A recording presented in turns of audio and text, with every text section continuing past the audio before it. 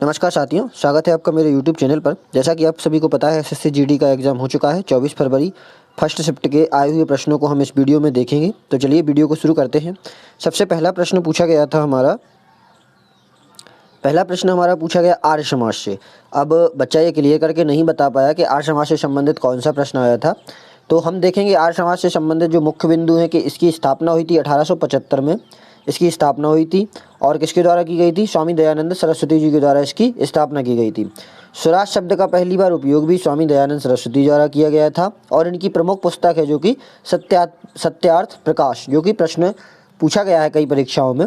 उसके बाद हरित क्रांति से लगातार अनेक शिफ्टों में प्रश्न बन रहे हैं। इस शिफ्ट में भी एक प्रश्न आया था। अब बच्चा क्लियर करके नहीं बता पाया, तो हम देखेंगे कि हरित क्रांति की शुरुआत हुई थी 1967 में और इसके जनक थे एम.एस. स्वामीनाथन। मुख्य रूप से यह किसके लिए लाभकारी हुई थी? गेहूं की फसल के लिए, और गेहूं की फसल के बाद यह चावल की फसल के लिए लाभकारी हुई थी। फिर अगला प्रश्न पूछा गया 2011 की जनगणना अनुसार पुरुष साक्षरता दर कितनी थी? तो 74.04%। यह 2011 की जनगणना से भी काफ़ी प्रश्न पूछे जा रहे हैं, आप इसको ध्यान से देख कर जाएँ।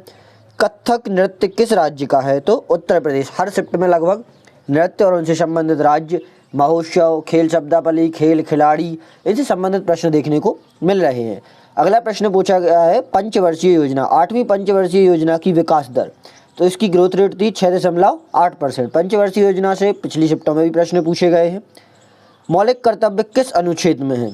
तो मैंने आपको बताया था कि आपको मुख्य अनुच्छेद या आर्टिकल आपको याद करके जाना है और कौन से आर्टिकल में क्या बात कही गई है और किस पार्ट में मतलब संविधान के 22 भाग हैं तो कौन से भाग में कौन सी चीज़ें हैं, ये सब आपको देख के जाना है। तो मौलिक कर्तव्य 51A में है और अगर भाग पूछा जाए तो भाग 4A में है। और मौलिक कर्तव्य हमने कहाँ से लिया था? रशिया से लिया था, यही भी याद रखेंगे। और साथ में यही भी ध्यान रखेंगे सरदार शरण सिंह कमेटी की अनुशंसा पर हमने मौलिक कर्तव्य को जोड़ा था। फिर उसके बाद पूछा गया है पंचायती राज किस भाग में है? तो भाग 9। आपको पूरे भाग, पूरी अनुसूचियाँ याद करके जाना है, ठीक है। अगला पूछा गया अकादमी पुरस्कार। तो अब अकादमी पुरस्कार 2 हैं, एक तो साहित्य अकादमी और एक संगीत नाट्य अकादमी। तो साहित्य अकादमी पुरस्कार था 1955 में प्रारंभ और संगीत नाट्य अकादमी था 1953 में प्रारंभ। संगीत नाट्य अकादमी नृत्य का सर्वोच्च पुरस्कार है, शायद यह प्रश्न पूछा जा चुका है। अगला प्रश्न आया था ध्वनि की एसआई मात्रक क्या है? तो डेसिबल। आप इन सभी चीज़ों की एसआई मात्रक को याद करके जाएं, हो सकता है प्रश्न देखने को मिल जाए। इसके बाद पूछा गया है आर्टिकल 333 अनुच्छेद 333 का संबंध।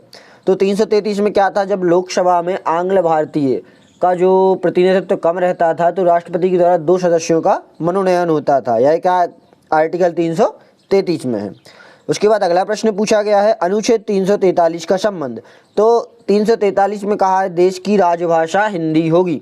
343 से 351 राजभाषा वाले आर्टिकल है।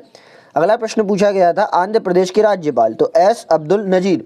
आप सभी 28 राज्यों के राज्यपाल, उनके मुख्यमंत्री और हो सके तो उनके जो सुप्रीम कोर्ट हाई कोर्ट के जो जज हैं उनको याद करके जाएं।